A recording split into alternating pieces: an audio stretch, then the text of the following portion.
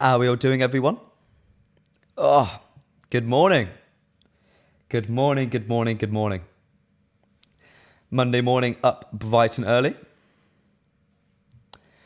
Oh, I'm really excited for the stream, guys. Really, really excited for the stream. Really, really excited. Got a lot of news to cover. Got a lot of news to cover. And honestly, everything from the manager to Joao Neves. We've got some Scott McTominay news coming in this morning, some Aaron Wan-Bissaka news. We'll get started in like a minute. But just going to let some people filter in first. How are we all doing, guys? We all good?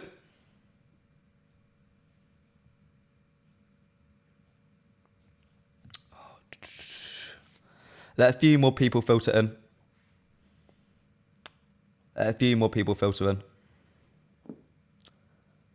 How was your weekend, guys? Get up to anything? Apologies for not being around. Had some personal stuff to deal with. But I'm back now, ready to carry on the daily 11 a.m. streams. Lovely. Morning, Yinka. So, shall we get right into this, shall we? Good morning, everybody, and welcome to the MPB Morning Show. I'm your host, Alex, at Alex Talksall, and we need to get right into the show because it is absolutely jam-packed full of news. Thomas Tuchel, Joao Neves, Elise, Roberto De Zerbi, Gareth Southgate, Eric Ten Hag, Jadon Sancho, Mason Greenwood, Aaron Wan-Bissaka. I might have said them already, but there is so much news to discuss today, guys. You don't want to miss a second. But before we get into all of that, subscribe to the channel, get involved in the chat down below. Good morning to everyone who's in already. Good morning, WY. Good morning, Joel. Good morning, Matthew. And please hit that like button. We're aiming for 50 likes today, guys. Your support is greatly appreciated on the channel. So, as you can probably expect, manager madness. What on earth is going on? And in my opinion, what happened yesterday afternoon and evening was the briefing wars between Thomas Tuchel and Eric Ten Hag. But first of all, what is a brief? A brief is essentially when a club, agent, manager, etc. will sort of release a uniform press release to journalists. Sometimes journalists ask them, sometimes journalists will be given it. But overall, it's a really uniform release of news. But it all started with a Christian Folk exclusive, and he did it brilliantly. I don't think it was a brief. I think he did some wonderful journalism, and he found out that Thomas Tuchel to Manchester United was this close to happening. Let me read out the report. Yesterday, Folk said, there was a meeting in Monaco last Tuesday between Thomas Tuchel and Sir Jim Ratcliffe. Tuchel revealed his plans if he were to take over as Manchester United manager. Tuchel explained to Ratcliffe how he could get Manchester United's sporting problems like Jadon Sancho and Mason Mount back on track. Tuchel mentioned Antonio Rudiger as an example that he has already succeeded in the past at getting players with great potential back to top performance. He also mentioned that Thomas Tuchel has greatly impressed Sir Jim Ratcliffe. Manchester United are now exploring the appointment. First of all, I want to hear your opinions. Would you have wanted Thomas Tuchel at Manchester United? I know he's not really on the cards now, but let me know in the chat. Would Thomas Tuchel have been your first choice for Manchester United? Morning from Australia. Good morning, Parksley. How you doing, mate? But let's look at this sort of exclusive more in depth. First of all, it's absolutely spot on. Like everything from the dates to where it happened, to me, it was a leak from Thomas Tuchel's staff, probably not from him himself, as we saw him going to Fabrizio Romano to release his sort of big sort of, this is my story. I've turned down the job. But I think Folk's done some excellent investigative journalism here. But it also says that Tuchel had impressed Sir Jim Ratcliffe. That was the truth. I think Sir Jim Ratcliffe was impressed with Thomas Tuchel. I think they were deep in discussions, as we later learned from The Athletic. But also I want to look at sort of his plans. He talked about Jadon Sancho and Mason Mount being key to his future at Manchester United. Personally, I love that news. I adore Mason Mount. I adore Jadon Sancho. Do you agree with that? Do you think Thomas Tuchel would be smart to bring them back into the fold and make them first teamers? Let me know. X O'Brien, good morning, mate. Nice to have you back. Yes, he was the best option, to be honest. To me, Thomas Tuchel was the number one option. I spoke to H from the Overlap about this, so you guys might know about him.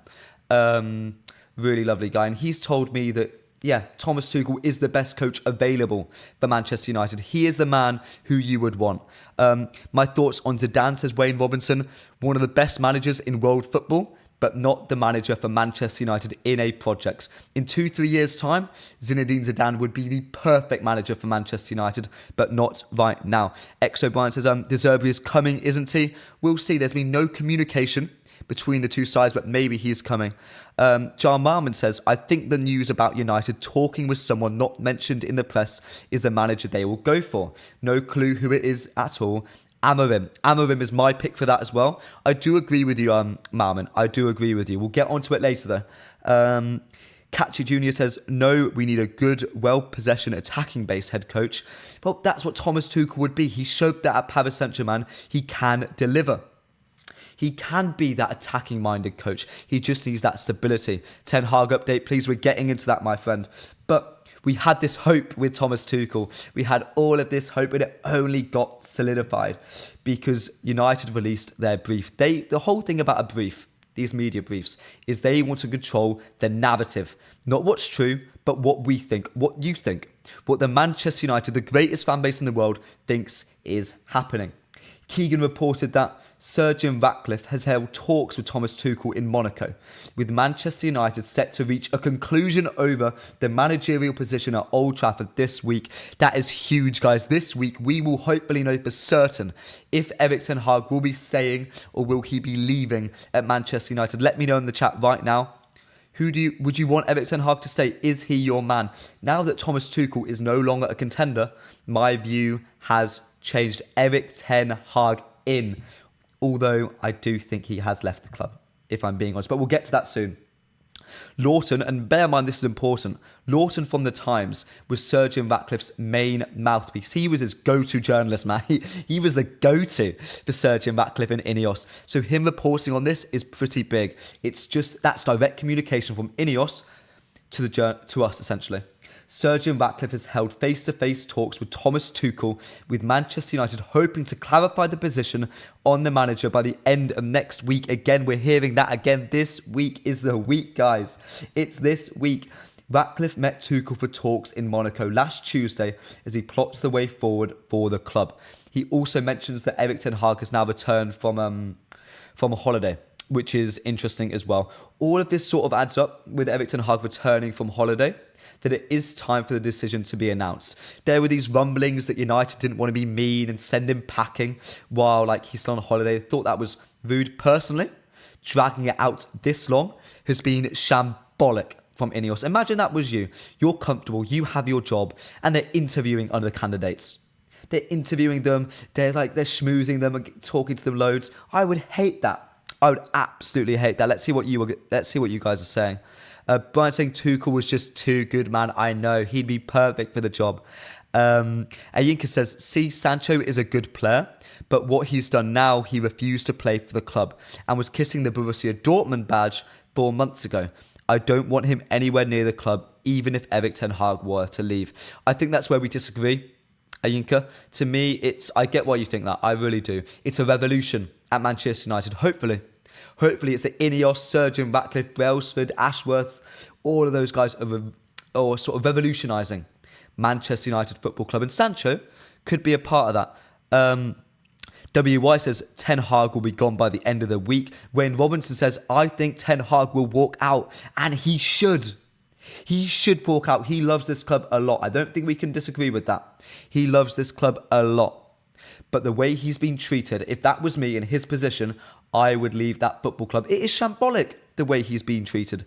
Absolutely shambolic. But let's get a little bit into the tweets themselves and the news themselves.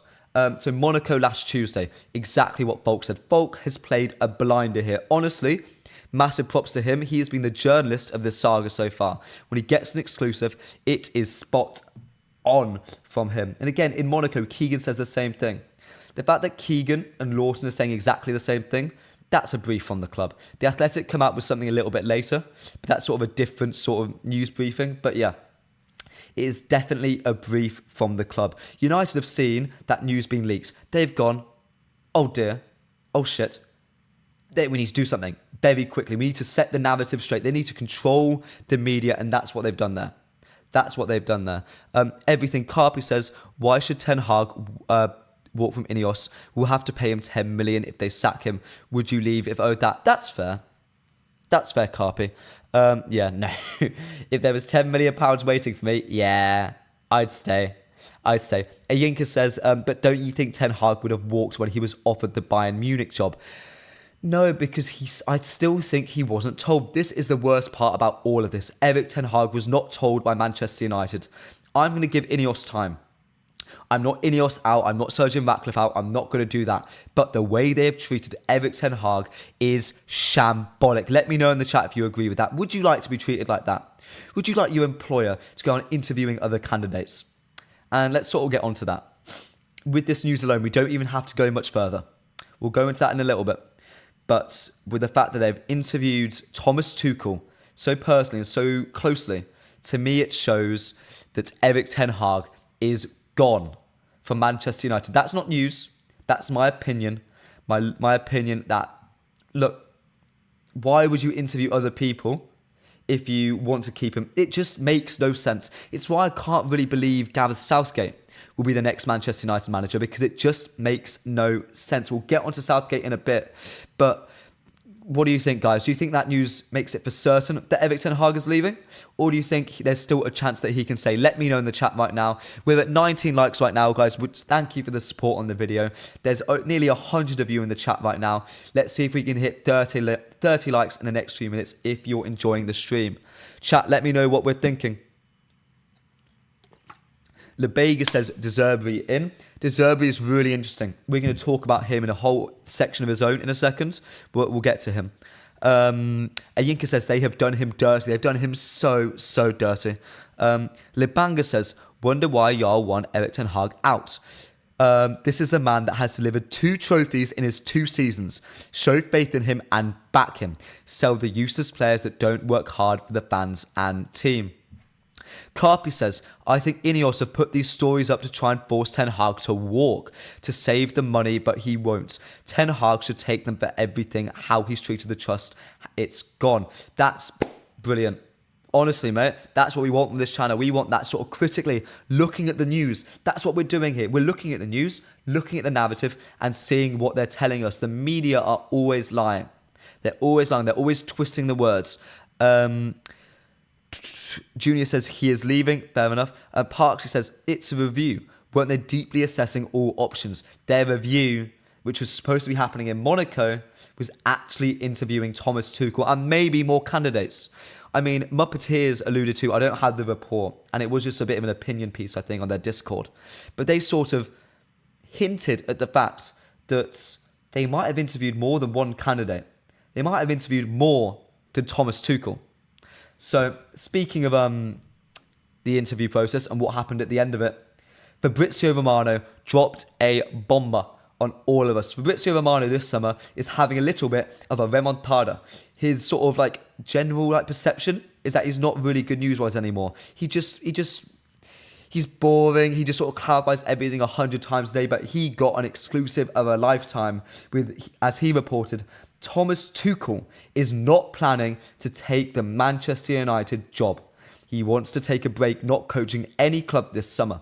Tuchel has decided not to continue in talks with Manchester United. That is huge news. First of all, what is your opinion to that? Before we get into that, Thomas Tuchel will not be United manager. Is that a good decision? And whose decision do you think it was? Did INEOS reject him? Did Thomas Tuchel reject Manchester United?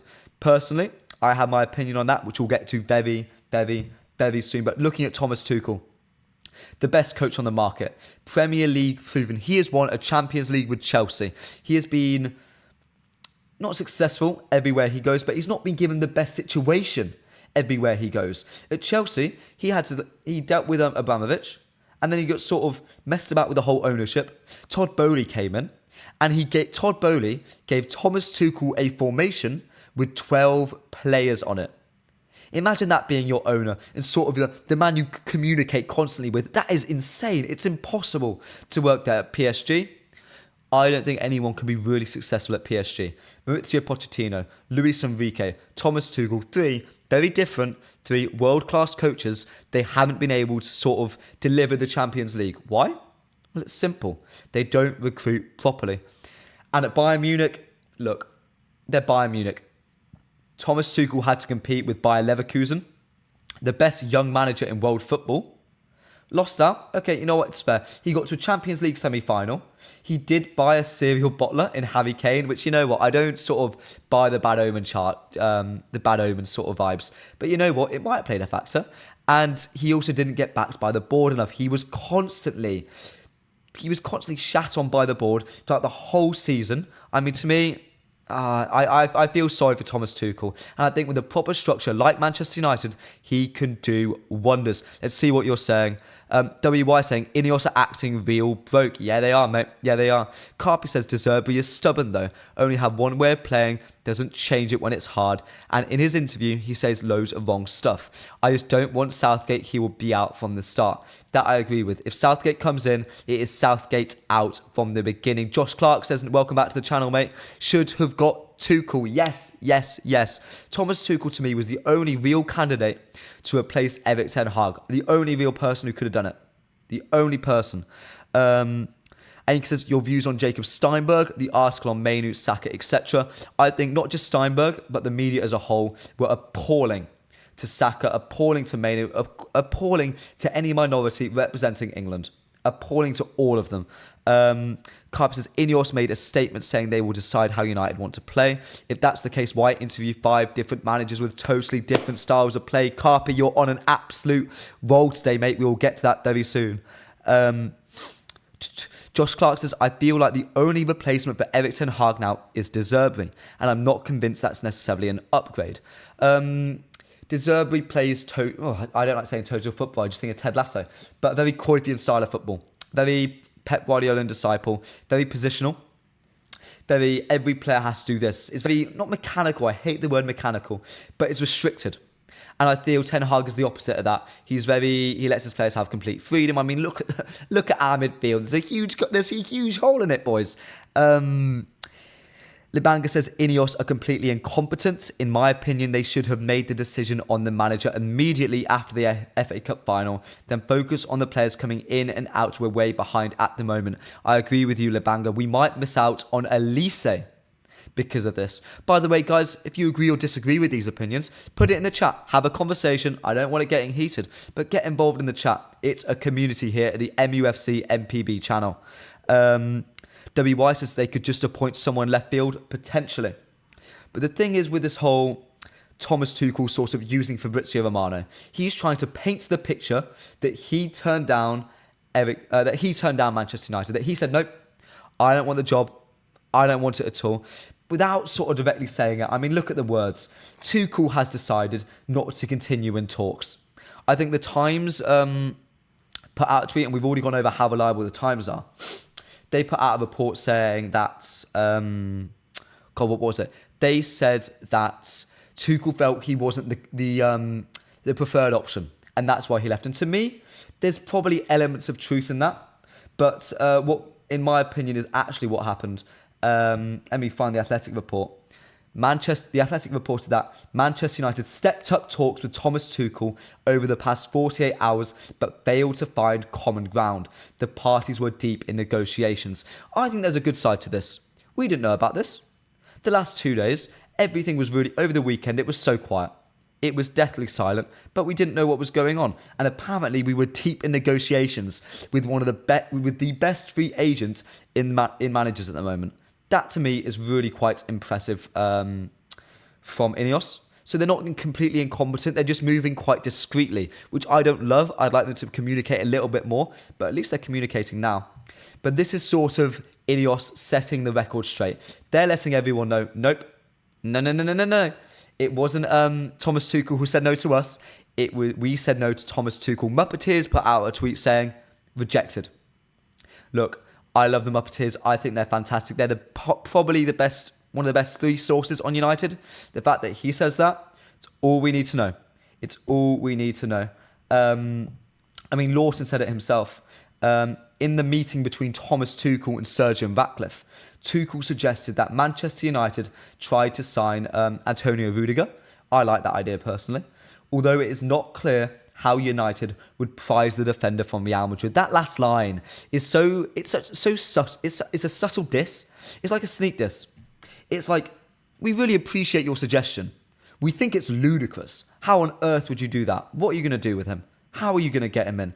It just seems quite like a backhanded compliment. Like, yeah, we really appreciate your idea, but how on earth are you going to execute it? Like, it seems it's like they're almost calling Thomas Tuchel overly ambitious, or perhaps almost a bit deluded. Let's see what you guys are saying.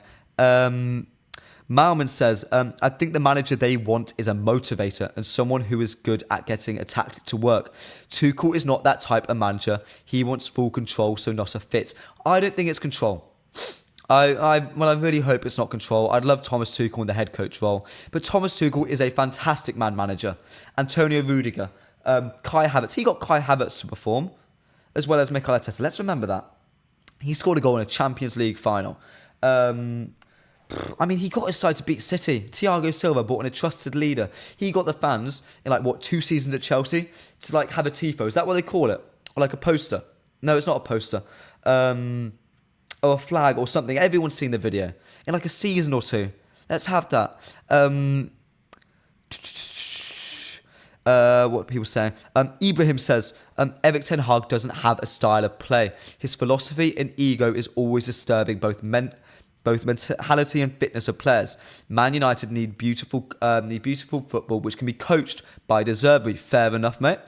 Carpi says, the manager's stuff is madness and not in advanced talks with transfers. Elise is a must. Todibo, Branthwaite as well. You need fast centre-backs.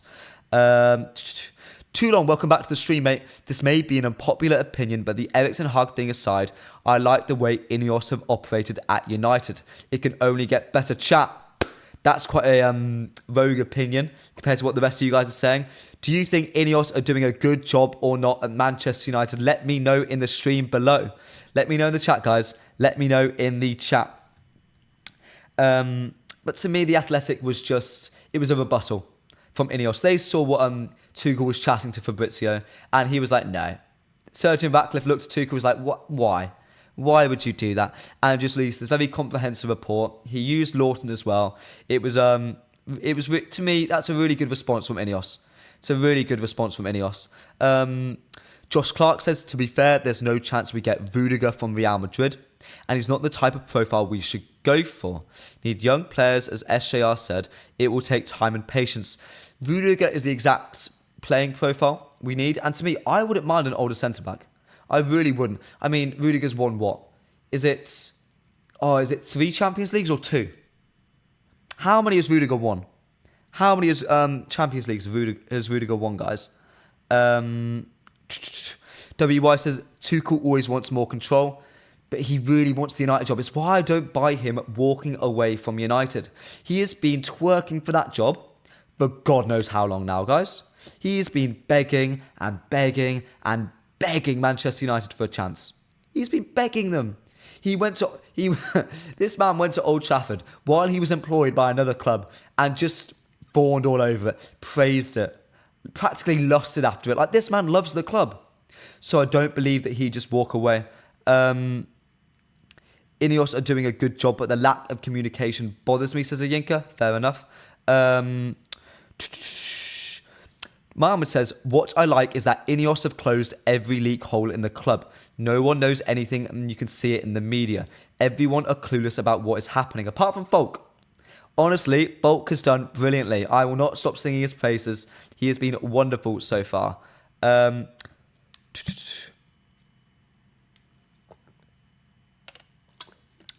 are we saying here? Why is everyone commenting 2 in the chat? Why is everyone commenting 2? And another question right now to pose to you. As we're sort of coming to the end of Tuchel versus Ten Hag, we're going to go into some other candidates soon. We'll be talking about Roberto De Zerbi, Gareth Southgate. So if you're excited for that, hit the subscribe button, hit the like button. So I know you want to talk about that. To you two UCLs, thank you. Because we've got a lot to talk about today, guys. But who would you rather have, Thomas Tuchel or Erik ten Hag at Manchester United? Let me know. Let me know before we move on. Before we move on to Gareth Southgate. I mean, that's a fun talking point, isn't it? That's a really, really fun talking point. Vamo, welcome back to the stream, my friend. All you're asking for is Zerbi. Go check his record against City, Chelsea, Liverpool and Arsenal right now. He never won a game against Guardiola. He is not the one for United in all caps. I mean, look, I'm sure quite a few of you guys hate Ole Gunnar Solskjaer. That man has an impeccable record against Pep Guardiola, and you all want him out. Uwais Patel says, Erik Ten Hag, back the man. Pardon me. But the thing with Zerbi is that he was managing a Brighton side, especially this season, with so many injuries. Like, we talk about Newcastle, we talk about United, even Chelsea, with having so many injury issues. But come on. Like, he really struggled as well. I don't want Zerbi in. He's not a coach who I really want. I don't really get the hype with him. But let's be fair here, guys. Let's be fair. WS is pointless debate now, but Tuchel, I don't think it's that pointless because it's what we could have had. It's what we want as a fan base and what INEOS want, and we just sort of figure out by seeing what our opinions are, what their opinions are, what they're going towards, because we want probably quite a structured team at the moment. Tuchel brings in structure, he brings that defensive stability, he's a big name, he's charismatic, but what are INEOS going towards? Ayinka says, Erik Ten Hag, for me, he suits the long-term project. Fair enough. So that's sort of it, which we're going to be with Erik Ten Hag and Thomas Tuchel. We're now going to move on to Gareth Southgate. And to open it up, chat, let me know, who do you want Gareth Southgate as Manchester United manager? Does anyone want him here? I'm stuttering because I'm shocked as I'm saying it. Honestly, Gareth Southgate from 2006 to 2009 managed Middlesbrough. His greatest achievement, I'm not kidding you, he was relegated. His greatest achievement was getting within 1 point to the automatic promotion spots. Then he was fired, albeit they didn't make it up in the end, but he was still fired from it. And his other biggest achievement is Arsene Wenger saying he's one of the coaches in England who could manage the national team. That's literally what Wenger said. One of the coaches, not the coach. And after Middlesbrough, he went to the England under-21s, did his time there, didn't win anything, mind you. Didn't win a single thing. He then goes to the first team. He goes to the England first team. We have this golden generation of players at the moment. Jude Bellingham, Phil Foden, Marcus Rashford, although he's not in the squad. We've got Jared Banthwaite coming through. We've got Kyle Walker, Harry Maguire's experience, John Stones, Jordan Pickford, the best England keeper in my lifetime. You've got Harry Kane up top. You've got the best player in every league, Harry Kane, Jude Bellingham, Phil Foden, all of them being English. This golden generation for England, Southgate's managing them. We haven't got a single trophy. Not one. Not one. He's also a manager who doesn't love club football. He's an international manager. To me, it terrifies me. Like Edwin saying in the chat now, better Alan Pardew than Gareth Southgate. But unfortunately, I mean, I need to find it myself. But the Athletic report, and this was after the Thomas Tuchel rebuttal. There are also members of the Manchester United hierarchy who have given serious consideration to Gareth Southgate. Like, that is the Athletic reporting that. That is a club brief, ladies and gentlemen. It is a club brief. Toulon saying, surely subject is a subject based purely on content. How can anybody think that subject would get... Southgate, sorry. How can anybody think that Southgate would get the United job? Because there are genuine reports. Phil Brown said yesterday that people are looking at Southgate. I mean, it's really 50-50. Academy Scoop is adamant that he won't be. So is the Muppeteers. But then, if you speak to... someone told me very recently, who I trust, that Gareth Southgate has been looked at by people at Manchester United, and he is really appreciated. And the longer this drags on, I don't really believe that he's a serious contender yet. The longer this drags on, the closer we get to the Euros. If this progresses into the Euros, I'm going to be quite scared that we're just waiting for Gareth Southgate to become the next manager at Manchester United. And oh my God, that terrifies me. Like, come on, that scares the living daylight out of me. WY says he wouldn't get any other job in the Prem.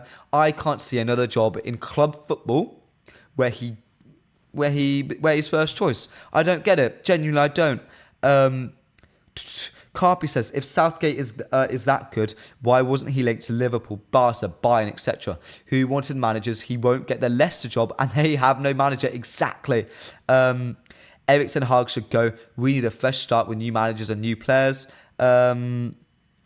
Anka says, but don't you think if Southgate were to become a United manager, he would pick Branthwaite, a major United target, in Rashford, etc. for Euros?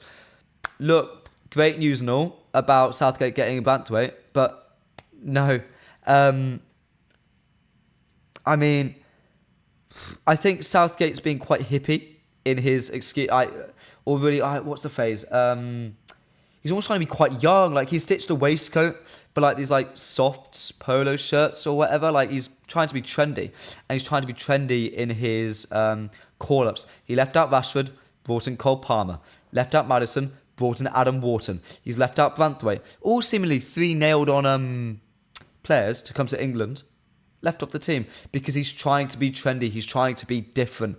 You can't have that at United. You can't have that. Even those decisions alone makes me really quite scared because you've got to trust your players. Southgate doesn't trust them whatsoever. Wayne Robinson says, why don't we go for Diego Simeone? Because he's staying at Atletico Madrid for the rest of his life. And to be honest, I don't think he'd want to manage another club. I don't think he'd want to manage an English club either. I don't really think United fans would take well to Simeone. I don't think we would. Jithin Joe says, not club brief. Look at the reporter. And since it was the last line of the report, it means it is an opinion piece. I mean, maybe on that report specifically, I'll check in a second. I'll get someone to check. But there has been plenty of strong speculation that Gareth Southgate and people who Santi reported it a while back, and he was the first on the Mbappe news, for God's sake. There are genuine people, genuine credible reporters who are saying that Gareth Southgate is a contender for Manchester United. And he says, I would love McKenna after 2 seasons if he's doing good at Ipswich. That seems like a good plan.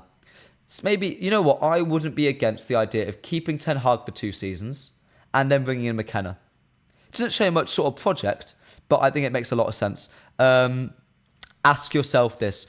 Would the big clubs in the world hire Southgate? No. Okay, chat, we did it with Tuchel, but who would you rather have? Erik ten Hag or Gareth Southgate? Who would you rather have managing Manchester United Football Club, the biggest club in the world? Who would you rather have? Carpy says, out of all the managers linked, I'm Ten Hag in. If he did go, it would have been McKenna. He's a great coach. I sort of agree with that. We're going to be moving on to Zerbi in a second. Any last thoughts on Southgate? I want to hear your facts, your feelings, your opinions. If you're enjoying the video so far, please leave a like. We're aiming for 50 likes today. It's been wonderful interacting with you guys today. It's been a really, really good stream. I'm so happy to be back. I'm here every day at 11 a.m. Keep an eye on the MUFC MPB channel this week. We've got some huge interviews with journalists coming up. I believe we're interviewing 2 this week. I need to check the names, but we've got 2 interviews coming up this week. So please stay tuned. Click that subscribe button. Get involved. Mum says, I'm Erik ten Hag out, but Erik ten Hag all the way over Southgate. I think that's a fair opinion to have. If anyone chooses Southgate, they need blocking. No, it's a discussion here. We're a family on the MUFC MPB channel, or we're becoming one, and I love discussing this with you. And if someone believes that Southgate in, you know what? I'll listen to you. I may diagnose you with clinically insane at the end of it, but Ten Hag versus Southgate is the most pointless of polls. But we get to hear opinions, and I'd love to hear someone who does want Southgate in Toulon. I'd love to hear someone who does want Southgate in. Big no for Southgate. Yeah, no, you lot do not like him at all, do you? Neither do I, but Jesus. So, ladies and gentlemen, perhaps to a more realistic candidate. Maybe for you, maybe for me as well. Roberto De Zerbi. The Athletic came out saying that Roberto De Zerbi is one of the names under consideration to replace Erik ten Hag. I believe Lawton also said Roberto De Zerbi has come under consideration as a potential replacement for Erik ten Hag. Look at the wording of that, guys. If you don't believe that's a club brief, I'm sorry, it's so uniform. It's so uniform. The club has gone to the Athletic, to Lawton, to Keegan, and gone, look, Here's our narrative. Here's what we want our fans to believe. Here's what we need our fans to believe. Take it. Take all of it. Take it. And they've run with it. They put it out. They pushed it out to all of us. And it's making us believe that Roberto De Zerbi is a candidate to become the next manager at Manchester United. So, guys, let me know. Would you want De Zerbi? I mean, Attacking Football, a group I work very, very closely with, and someone who I know is close to De Zerbi's camp, has told me that so far there's been no communication between De Zerbi and Manchester United and INEOS, the lot of them. So if anything is going to happen, it hasn't started yet, if you get what I mean. Maybe we're looking at him, maybe we're assessing him, but we haven't exactly come into contact. We haven't sort of outlined any details. He's just a man of interest, I think. Personally, it was a little bit like a plan B, maybe even a plan C, Roberto De Zerbi, because they're not ruling him out. Same as Mauricio Pochettino. We'll get to him soon. But he sort of feels like a plan B, plan C sort of person. Junior says, Xavi in and let him start his project. What's Xavi's English like? I don't know what Xavi's English is. Because, look, we all get on Eric Ten Hag at times for performing poorly in presses. And I know it sort of feels a little bit poor to judge them on their English, but it's how they communicate with the journalists, with the players. We want to build an English core here at United. INEOS have set out to do this. Sergeant Ratcliffe's known that he wants that British English core at Manchester United. So not having a proficient English speaker, sort of derails that a little bit. And plus this indecisiveness of SJR and everyone is costing us players. We'll be talking about that at the end of the managers. We're going to be talking about Elise. We'll be talking about Elise and how I think it's a huge indictment and a huge failure of Manchester United if we do not make a real attempt at signing Elise this summer. Ayinka says Xavi was just a rumour from Spanish media. I think I agree with you. Jithian Joseph says INEOS have botched this up. They're not even sure about manager candidates. They should have got McKenna right after the FA Cup. They really wanted to trust a young coach. As you've been seeing on my screen and scrolling the newsreel, I believe Oliver Kay had an opinion piece. I'm going to read it out. He's from The Athletic. Even to consider such contrasting figures as Southgate and De Zerbi before ending up in deep negotiations with Tuchel suggests a severe lack of clarity on the part of Ratcliffe and co, as if the only certainty is the minds is that they want rid of Ten Hag. Well, that is some damning words from Oliver Kay. Do you agree with them? Do you agree with them, ladies and gentlemen? Do you agree with them? Do you agree that they just want Eric Ten Hag gone? They don't have an idea for what this club wants. They just want out of Ten Hag and anyone in. Is that what you think? We don't have the players to play a Xavi system, says Tiagi. Imagine Scott in the midfield. I really like Scott McTominay, guys. I really quite like Scott McTominay. Not going to spend too much long. We need to be talking about the manager for 40 minutes, guys. Please stick around because we will be talking about Joao Neves, potentially the first signing of the summer for Manchester United. And while I think he's a bit of a long shot, I do think there's actually some credibility in the reports I'd love to talk about with you. Xavi isn't good. IMO says WI. Fair enough, mate. Wayne Robinson says INEOS want their own man. Simple as that. Everything Carpi says, United need Elise badly. If they did, it'd be interesting who they will sell. Maybe Anthony, Sancho, Pellistri, and have Elise and Ahmad as the main wingers, but nobody will buy them. That's fair enough. That's very fair enough, mate. When it comes to Elise, I've sort of done some thinking, just due to how deep we are at right wing, and to how many and how difficult it will be to move players on. I think bringing Elise in doesn't really make a lot of sense. I think it's sort of counterintuitive. It sort of stacks the position a little bit too much. Unless we want to, God forbid, touch wood, pray to anything, sell Amad Diallo, which I do not want to happen, then I see the Elise deal making sense. Apart from that, it doesn't make sense to bring in Elise, but INEOS wants him. They've made it clear that they want him. And so far, this manager situation is holding it all up. It is stopping everything. It is stopping everything at Manchester United. And that would be a huge failure if we miss out on targets. Say we miss out on Euro. Say we miss out on Neves, who Arsenal were interested in as well. Maybe, I think Liverpool are. Someone correct me if I'm wrong. If we miss out on those players and INEOS really want them and we are shooting ourselves in the foot with the manager situation, it is all on them. They can change it. But so far, INEOS are being shambolic with the manager situation. We're about to move on to Joao Neves, guys. Potentially the first signing of the summer for Manchester United and a huge piece of news to be talking about with them. We're getting onto him very soon. Very soon. But Elise is excellent on the ball and he will also provide service to Højlund, which is the biggest problem in our team right now. The biggest problem in our team right now is the fact that it's not coherent enough. There's no structure. The players aren't in place. We're physically weak. We need to bring some more players in. WS is any guest this week? We do. I think Tuesday and Thursday we have some journalists coming in. I want to say Sam Pilger is coming on. I think he's coming on this week, if I'm not mistaken. If Sancho and Greenwood is sold, we will definitely get Elise. We'll be going on to Sancho very soon, my friend. But first, Joao Neves, the €100 million man.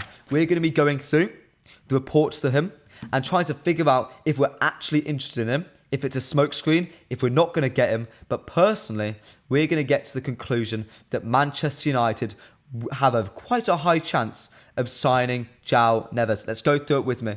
So first of all started with Record Sport saying that Jorge Mendes brought an offer of around £51 million from Manchester United for Benfica's Joao Neves, but the club turned it down. They want at least €85 million. To me, that's interesting. Jorge Mendes being mentioned is quite a good sign because it shows that the agents are really they're sort of talking to the media, and when that's happening, it's to drive not only the price up a little bit, but also just sort of communicate with the fans and also let us know what's going on. We need Neves, says WY. While I'm explaining this, while I'm going through this, guys, let me know. Do you want Joao Neves at Manchester United? Is he worth the €100 million? I'll be giving my opinions very soon, but I want to know yours first. Talk to me, guys. Let me know. Do you want Joao Neves at Manchester United? But pay attention to that £85 million, by the way. Because it's the first sort of chink in the armour. We've been hearing the entire time from Benfica, who have Rui Costa, who are notoriously very strict in negotiating. They were really harsh with Enzo Fernandez to Chelsea. Was it last summer? That feels like a lifetime ago. Was that last summer, guys? Let me know. But we've been hearing a lot about the release clause being the main thing we're talking about. The release clause being what we have to pay. But now, it's not €120 million or whatever the really extravagant figure is. It's £85 million, which feels a lot more palatable. Then we've got to the Ebola report. By the way, all of these outlets that are coming out with the news, I quite like. They're all Portuguese outlets. And to me, it sort of screams agent talk. And I was a bit wary of it at first before any strong English sources came out. Because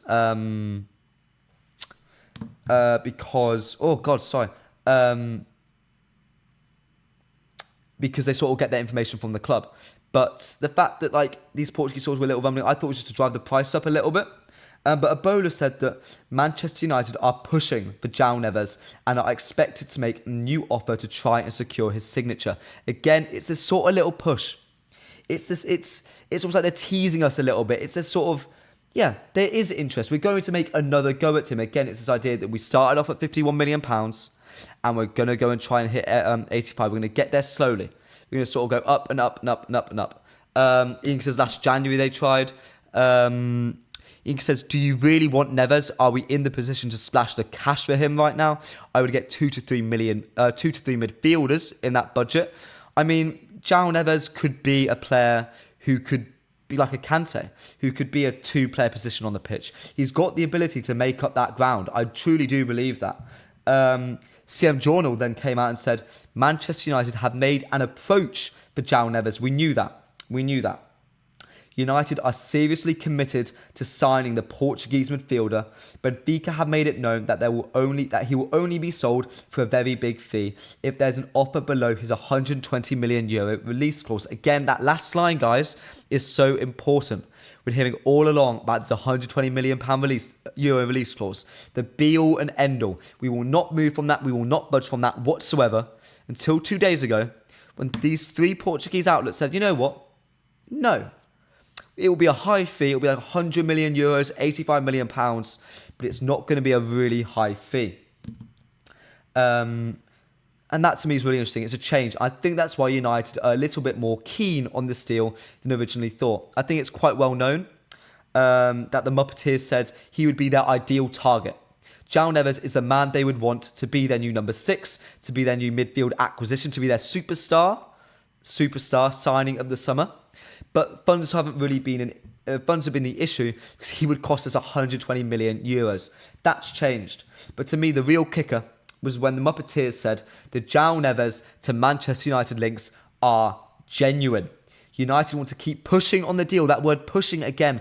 All of the reports are lining up. That makes me believe them. But the issue is whether Benfica are willing to accept a reasonable price.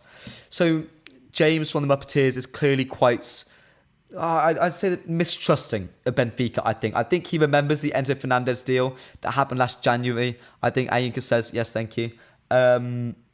I think he's a bit questioning of that. But these other Portuguese outlets, they're quite adamant that it would be below that 100 million euro mark, 85, 80 million pounds. And personally, if we do get that deal done, if we do decide to go forward with it, that's the deal that would happen.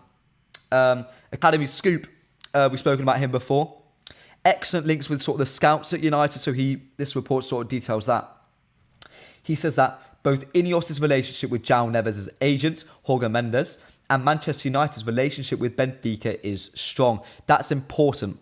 Again, we're speaking about Rui Costa, how poor he was for the Enzo Fernandez deal. It's because Todd Boehly, Rui Costa and the ownership there, they didn't get along. United and Benfica do. We saw how well Liverpool and Darwin Núñez, that deal went really quite smoothly.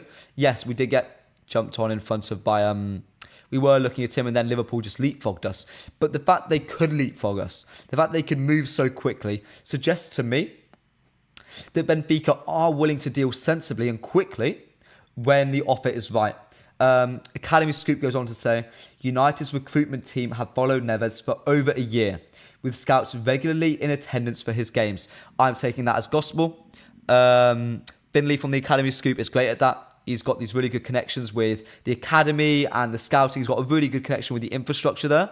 So to me, I do think that we are really quite interested in him and we have been showing continued support. David says, is Abalapt a good source? In this case, yes.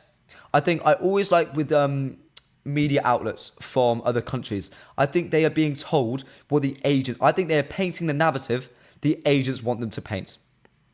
I always like having an English source sort of either corroborate it or dispute it or work with it, because I think they get their information from the club. And that's why I'm a lot happier when the Muppeteers come in, who get his sources from the club, or Academy Scoop comes in as he gets his sources from the club. So I prefer, I do, that's sort of my opinion on the Abalapt and the Portuguese sources. Everything Carpy says, you need the best someone else will get. If not, I don't understand that, mate. Lucky Singh's coming in saying Erik ten Hag in. Oh God, a lot of Erik ten Hag fans in here today, guys. We need to know Erik ten Hag's future first. Yes, we've been talking about that. I think this deal is sort of in the preliminary stages. I think the second Ten Hag's future is sorted, we will see an explosion of news, which is why you need to follow this. Follow MUFC MPB on Twitter. Follow Alex Talks All on Twitter. And hit a subscribe on the channel, guys. Every day at 11 a.m, I will be breaking down the news for you. With you, talking about it, discussing it, and trying to figure out, is the news true? Who are we going for? Why are we going for certain players? Let me know in the chat what your opinions is on Joao Neves at the moment. Jithian Joseph says, Joao Neves will be signed if we can structure a deal like that at Bruno. 60 to 75 million euros plus add-ons like we did with Bruno. I think 85 million euros, and that's probably like 75 million with add-ons, that's probably where I'd guess is where we're going to end up at with this deal. But first, Is it possible? Joao Neves, we're talking about him, we're all excited. Is it possible? I mean, this might be the hopium talking. We've had a lot of bad news recently with the Thomas Tuchel sort of bait and switch. We got really excited for him, and it was taken away from us. Am I going to get excited about Joao Neves? Yeah. Yeah, I am. I am going to get excited about Joao Neves. I think there's legs to this deal. I really think there's legs. I don't think it's agent talk. I think with the Muppeteers saying stuff, with Academy Scoop saying stuff, I'd love a Docker. I'd love a Keegan. I'd love a Fabrizio Romano. I'd love an Ornstein to comment on it. But I do think at the moment that our legs to this deal. It won't advance yet. The second it advances, Fabrizio will let us know. Ornstein will let us know. But until the Ten Hag future is decided, we won't know. But you know what? I am a little bit optimistic. But I have a question to ask you guys. Does Joao Neves work at Manchester United? Would you have him? Do you think he can play alongside Kobbie Mainoo and Bruno Fernandes? Let me know in the chat. Because he gets played at Benfica as a lone six. Chat, let me know. Does Joao Neves work at Manchester United Football Club? Neves for £70 million would be perfect. I don't think it'll be that low. I think it's the problem. I think it is more looking like 85, 90 million pounds. I think that's sort of where the high figures where it's going to be. Wayne Robinson says United in for Fulham's Palhinha. Is that news? Ooh. Is that news, guys? Ooh. Good Lord. We'll get on to it in a second, but thank you, mate. Yes, we are interested in Palhinha. Oh, I'm really happy we've got some breaking news on the stream. We'll be discussing that very, very shortly. Jithian Joseph says, I think we will probably end up with Højlund for £40 million. I mean, I don't know enough about Højlund to really comment on him, unfortunately. I don't know enough. While you guys are discussing Neves, I want to hear your opinions on him, because I've got some pretty strong opinions on Joao Neves. But the breaking news on Joao Palhinha from Sky Sports is Manchester United, Barcelona and Bayern Munich are all interested in Fulham midfielder Joao Palhinha. Fulham value him at double the £30 million bid they rejected from Bayern Munich. Now, this is very interesting. We'll get onto that soon. I think I know what that is. I wouldn't get too excited about that. I mean, we'll see what happens the next few minutes with what news comes out, but I'm a bit sceptical of that. I think the greatest club in world football, Manchester United, I think we're having our name thrown about a little bit. Anka says, I love Neves, but how many times have we seen problems with big money signings? Therefore, I am unsure. I think he's the real deal, Neves. I think he's the real deal. He has all the ability in the world. He has all the ability in the world. Jithian Joseph says, if we are signing Branthwaite and Todibo, then yes, Neves will work. Look, I've spoken about on the channel before about Neves' height. Neves is my height. Guys, I'm 5'7", 5'8". I wouldn't want me running next to Kobbie Mainoo. I know he's not 5'9". Mainoo, I get it, mate. You're 6 foot. We all completely believe you, pal. We absolutely believe you, I promise you.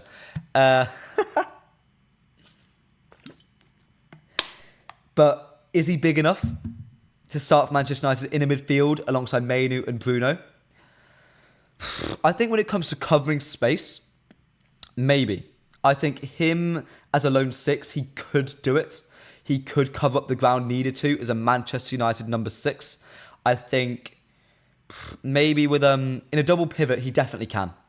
In a double pivot defensively, I think Mainoo and Neves would be fine. I think we need some monsters of centre-backs, some monsters of full-backs, and a monster striker, but I do think it's doable. But my problem with Neves is, you know what? At Benfica, if you go on YouTube right now, do not go away from this. Don't go away from the stream. Get your laptop out, get your phone out, search up Joao Neves highlights, passing highlights. He will be playing most of his like sort of diagonal balls, his really nice looking balls from the in between the centre backs.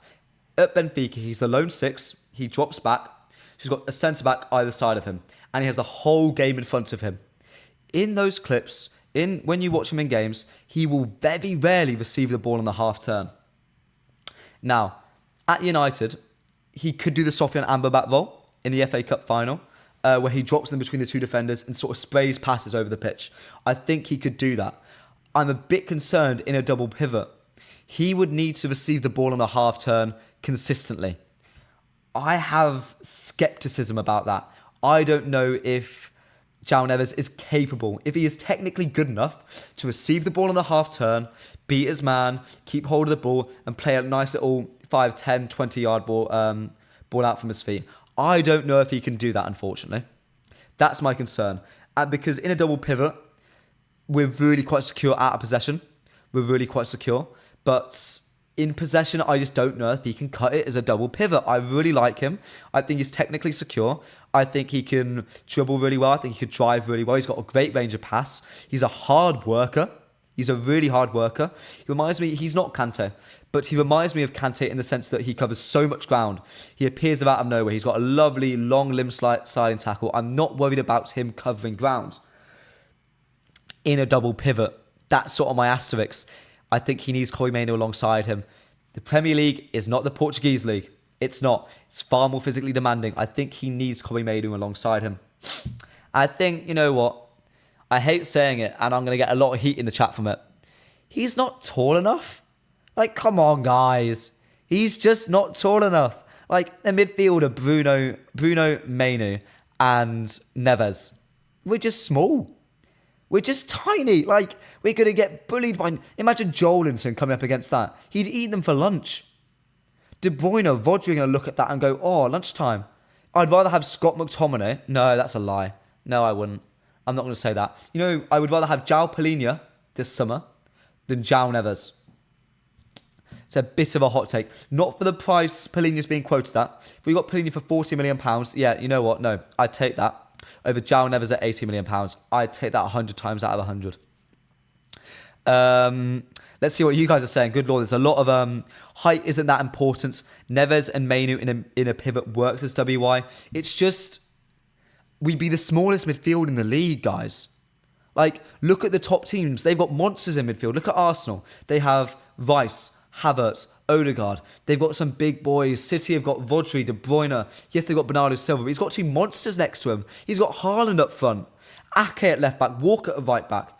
If we had better physical profiles in and around the team, I'd be sort of more of an advocate for Joao Neves to United. I just don't think he's I just don't think he's the man to come in. Staber says, I think he could rotate with Mainoo and have someone like Fofana alongside either. I think that's the thing with Neves. I was speaking to someone about it, a mate of mine, and he was like, yeah, Neves feels more like a Mainoo replacement. He shouldn't be. He wouldn't be brought in as a Mainoo replacement. He'd be brought in to play as the 6. But profile-wise and stylistically in the Erik ten Hag system, yeah. He's a he's a Mainoo replacement. But, you know, actually, wait. If we brought in Amarim, and because he plays a 5-back, if that could work.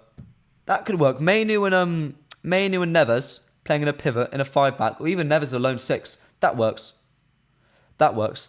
What do you guys think about my take on Neves then? Do you want him? Would you want Joao Neves to stay to come to Manchester United despite all my issues I've said, or am I completely wrong? Am I barking at the wrong tree? Have I lost my head saying I'd rather have Joao Palhinha for £40 million than Joao Neves for £90 million? Let me know in the chat. Let me know. Chithin Joe says we are signing him for ground coverage because Mainoo can't do it. Mainoo can cover ground. He can. I've seen him struggle with athleticism and ground coverage, but I agree we need a 6-foot+ monster in defence and midfield. Kobbie Mainoo has been forced to play in possibly the most dysfunctional midfield there's ever come to the Premier League. Like, honestly, the gaps that man had to play with this season, no. Lunacy. Erik ten Hag into his lucky sink, mate. If you want to know more about the manager situation, go back about half an hour, covering all of it. Go to the start of the stream. Did a massive segment on the manager situation. Go and check in on that and let me know how you feel about it. Ayinka says, I would rather take Højlund and Fofana than Neves, to be honest. Fofana is a name that interests me because Attacking Football have constantly said we are talking to his representatives. He is someone we are actively communicating with. Fofana is a player who sort of, at Monaco, played alongside Tchouameni, looked really good, saw Tchouameni leave, and went, oh, it's my job now. Slotted in and did brilliantly. Fofana is someone who could certainly work at United.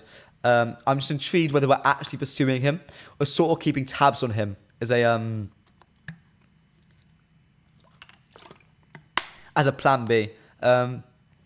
Pandy says, welcome back to the stream, my friend. Technical ability over physicality any day. Well, availability is the best ability, but technical ability over the physicality. I mean, if you surround Neves with the right physical profiles, it works. And WY says Neves is a generational talent. Mate, I agree with you. He just won't work in this United team. We just don't have the players around him to make him work. Unless you're bringing in Amadou Onana as well. Yeah. Amadou Onana, by the way, guys, my choice. My perfect midfielder. You could not build a better midfielder to partner alongside Kobbie Mainoo than Onana. It's like he's made in a lab. Honestly. And right on cue, David says, are all the Onana links over and done with? Unfortunately, it looks like it. Keep an eye on it because we haven't sort of ruled out signing him. But look, they have died down a little bit. Imagine the French link up between Todibo, Fofana and Elise. I mean, imagine Varane was still here. God, I miss that man. What a man, Raphael Varane. What a football player. You guys sad he's left? Just a question from me. Are you sad Raphael Varane has left the football club? Let me know. Honestly. Dan Bazongu, I think that's how I say your name. It is all well and good saying technical ability first when you have the ball. But when you don't have the ball, it is the men playing against them. Exactly. You need these physical monsters. But let's depart from Joao Neves just for a second to talk about the breaking news that is Joao Palhinha, ladies and gentlemen. So I just read it out a second ago.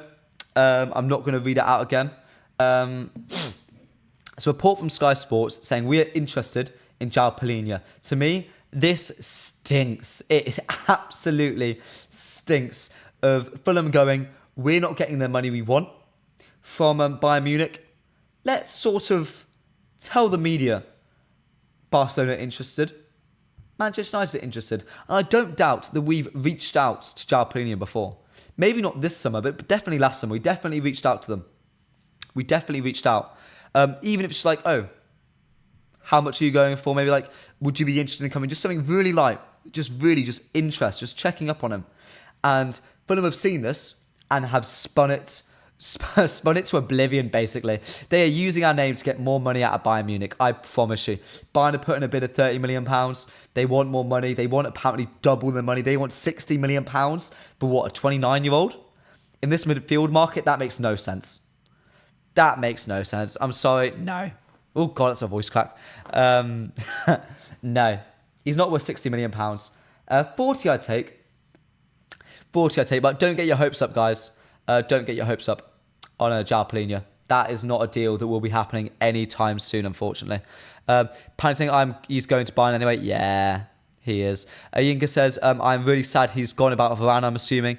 But yeah, he was on £340,000 a week, but would have loved him for another season. I'd have loved to have offered him I don't think we even offered him a contract with lower wages. I think that was silly. I think that was quite silly, personally. Jithian Joseph says, I'm doubtful about Amadou Onana, who got dropped from Everton. There's a really good podcast by Attacking Football on the Everton sort of situation. And the fan on there was really quite upset that Onana was dropped. It seemed there's some third-party things going on that's interrupting that. Oh, hello. Huda's dropping some questions in the chat. What's my thoughts on Depay as a backup striker? Keep Memphis Depay away from my football club. Thank you very much. Question, can Thuram fit in our midfield? Again, very similar thing with Neves. He's a man who covers ground. But he's not that physically imposing, is he? He's sort of Kante type builds. And I know, huge generalisation. Huge generalisation. But they just cover ground a lot. Not that physically tall, not physically imposing, but very strong, very quick, very agile. But I don't think we need that at United at the moment. Would you take Joshua Zerbi as a backup striker? Now, should we talk about that, everybody? Because there was a report about him, if I'm not mistaken. Well, you know what? We're talking about strikers. Let's talk about strikers. We've spoken about Joao Neves long enough. I hope we've all enjoyed that. Let me know your final thoughts in the chat. Do you want Joao Neves at Manchester United and why? Let me know.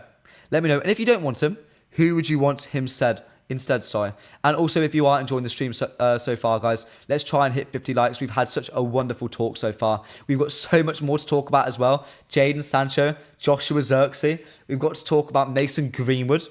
Scott McTominay and Al Wan-Bissaka could be going to Turkey. We've got so much to talk about, guys. Hit that like button if you enjoyed. Hit the subscribe button. We've got some guests coming on this week you do not want to miss out at all. But let's get on to Joshua Zerbi. Sky Sports Chef and Sky Sports Leal. I believe Leal is a Italian focused journalist, if I'm not mistaken. I'm not too sure.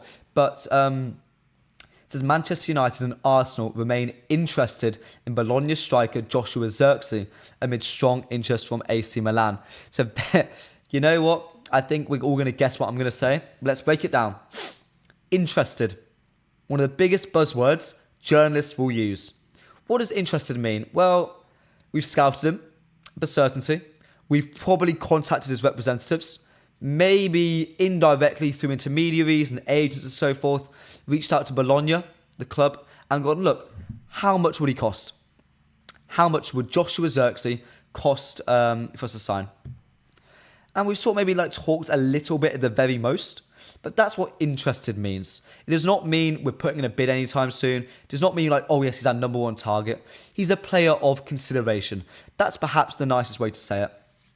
And coupling that with Arsenal's name being thrown in there, when they've been heavily linked with Sesko, when they've been heavily linked with Osimhen, heavily linked with Gyökeres. What's his nationality? Oh God, Victor Gyökeres from Sporting. Someone let me know about that. Then we're pairing that with AC Milan, and they're saying they have strong interest. Again, we're just being used, guys. We're being used. I'm going to say it because we're being wrung dry. I'm going to say it sometimes we're being wrung dry because the biggest name in world football, AC Milan, hear that we're interested.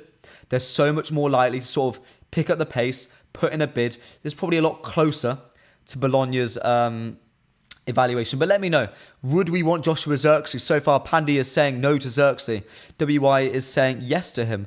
Jithy and Joseph are saying nope, a 29-year-old player like Palhinha shouldn't be signed for anything greater than £25 million for what he offers. I think 40 million is fair for a player of his calibre. I think a 3-year deal would be fair.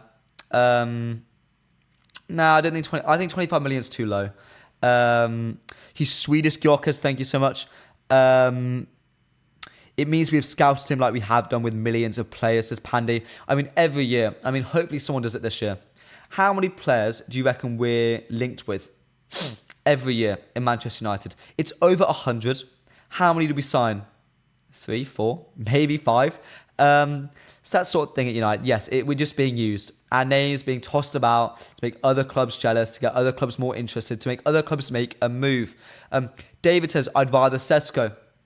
He will cost about probably double what Xerxes costing. I reckon Xerxes was going to go for 35, 30. I reckon Sesko goes for nearly 65, 60. We are interested FC in the transfer window. We are always interested in FC.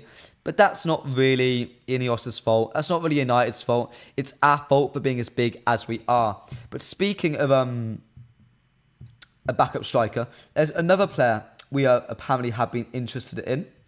And it's I don't know how to say his name properly. En-Nesyri? Is that how we say his name? Sevilla striker. Do a quick segment on him before we get onto the juicier stuff about Jadon Sancho, about Mason Greenwood, about some other players as well. So bear with me. But I can't pronounce the source. Oh, God. Help me with this. Ramirez Maximodk. I think that's how I say his name. He says that Manchester United will present an offer of around 15 million to 20 million euros for Sevilla striker Youssef En-Nesyri in the coming days. United had the green light for the operation. Correct me if I'm wrong, Erik Ten Hag has worked with him before, no? He's 27 years old, he's Moroccan, he's scored a goal nearly every other game last season for Sevilla. I can't claim to have watched any of them. Chat, let me know. Would you want En-Nesyri? Would you rather have En-Nesyri or would you rather have Joshua Zerbi? Should I have Joshua Zerbi? Don't go anywhere, guys. We're about to talk about Jadon Sancho coming to Manchester United. It's going to be some huge, huge, huge news about that. Sorry, not coming to Manchester United. Leaving United. Talking about a lot of stuff today. Heads getting mixed up. I'm sorry, guys. Pandy said, a month ago, I thought Elise was nailed on to be our first signing, but currently it looks like we are not even going to get him. I know, it's so frustrating, mate. It's so frustrating. I'm upset with it as you are, mate. Upset with it as you are. So, Jadon Sancho, ladies and gentlemen. Ooh, hello first. Ayinka says, yeah, good option. And Zerbi as a backup striker, Højlund could look up to him. Højlund could learn stuff from him, definitely. Give me a second, guys. I need to find the Jadon Sancho news. So, out of all the strikers, who would you rather have? Who would you rather have? We mentioned Givisi on the channel before. Mentioned Zerbi on the channel before. Anyone else? Anyone else, chat? Bamo says, that makes no sense. The player is not United's level at all. Watkins is the name for us. I'd love Ollie Watkins, mate. I would adore Ollie Watkins. Would he come to play backup to Rasmus Højlund? I don't think so. I really don't think so. Here we go. Do you think Joe says that reporter isn't even reliable? I think. Why do MUFC MPB report some obscure source and a player isn't even in our reported top targets? Because we are looking to provide a really holistic and a really universal overview of reporters. And some reporters are better, some reporters are worse at certain things. I think reporters have sources, and it could be that Zerbi's agent has reached out to that certain outlet and he's reporting what he's saying. And I think it's really fair to report on every news that comes in. Just sort of make sure every United fan is as informed as possible. And if you're not already subscribed to the MUFC MPB channel, what are you doing? I'm here every day at 11 a.m. If you're not following our Twitter pages, get on there right now. Never miss another piece of United news if you follow us, I promise you. A lot of Givisi, Jithy Joseph saying Givisi. Pandy saying, is a deal for Tony possible? I don't think so, mate. I don't think so. I don't think the club like him. I think his personality, Ayinka says, we want to sign a striker who's a backup to Højlund and not a competition for him. I agree. I think Dominic Solanke is the perfect man for the job. Honestly, he is. He just is. I mean, I think he'll come to United knowing he's not going to be the starting striker. He'd come in knowing he's a backup, but has the opportunity to get starts. I think that's the mentality you need our striker to have. And I mean, Huda's just asked Morata, Joao Felix, Zerbi, Joao Pedro. I think all of those strikers, apart from maybe Zerbi, would be quite happy with that role. They know they would be willing to be a backup striker. But speaking of Joao Felix can play in any position along the front three. I mean, I've advocated for Joao Felix so far. I've advocated for Joao Felix. And you think he'd be perfect as Atletico Madrid have an interest in Mason Greenwood. Now. Speaking about Mason Greenwood, someone who could be leaving Manchester United, let's talk about the £40 million man in Jadon Malik Sancho. Simon Stone, one of the best reporters for Manchester United, has probably got a brief here or figured out something. And he said that Manchester United have put a £40 million price tag on Jadon Sancho. United will look to sell Sancho this summer, no matter who the manager is. Now, that to me is a bit of a nail in the coffin. We heard last week, before I took some personal time, that Jadon Sancho, there's interest, maybe quite flirtatious interest, I'd say, preliminary interest in him looking to stay at United. That shoots it dead in the water. I think INEOS want to move on. £40 million.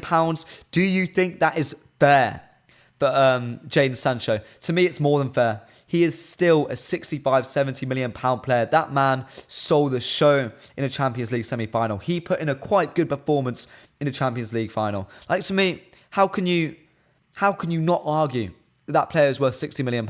At least. Pandy says Watkins won't come to play second fiddle to Højlund after the season he had. Exactly. He'll stay at Villa. They have Champions League football over there. I mean, why would he want to leave? Ayinka says Solanke is an ex-Scouser. The only problem. So is Rooney. Jithy and Joseph says, yeah, SEG might be involved in this El Nesri deal. I hate Ten Hag for always going for SEG and his buddies. He brings in people who he can trust. Hopefully, that will end under the INEOS regime. Hopefully it'll be their men who they trust. And you know what? Just saying that out loud just makes me think we're going to get Southgate. Oh, that's giving me the shivers. No, we're moving on the manager talk. More manager talk tomorrow, not any more today. Ayinka says, so Borussia Dortmund was waffling about Sancho after he returned, and now they don't want to buy him and rather prefer Ryan Martson to him. Look, Borussia Dortmund want another loan for him. They're going to hold out for another loan deal. I reckon it's going to go right down to the transfer deadline. I reckon we're going to try and offload him, and maybe we'll get a buy option out of Dortmund for maybe 30 million pounds. But I don't see anyone outside of Saudi Arabia, which Sancho doesn't want to move to, coming for coming for Jadon Sancho for 14 million pounds. Romano says, even Solanke, why do you think he left Liverpool? He didn't want to play backup. I mean, that's fair, but when Manchester United come calling, when they come knocking, it is a different knock. We are the biggest club in the world. I don't care if you're an ex-Scouser. Michael Owen won a Ballon d'Or and came to United. Like, come on. When it comes... No. United come knocking, it's a different knock. Is Ole Gunnar Solskjaer going to Besiktas or Leicester, says Pandy? Hopefully, he's coming to Manchester United. I really very much hope so. That would be hilarious because it would shock so much of the fan base. It would upset so much of the fan base. It'd be a great thing to talk about. But also, I think he's, right now, if we were to sack Ten Hag, top 2 candidates for the job. I'd say so. For Sancho, it is fair. Yes, we could ask for £50 million at least, and it is still a fair price. I agree. But the club is in a situation where no one can pay what we want, but we always overpay. The thing with Jadon Sancho is that, look, it's done. It's done at the club.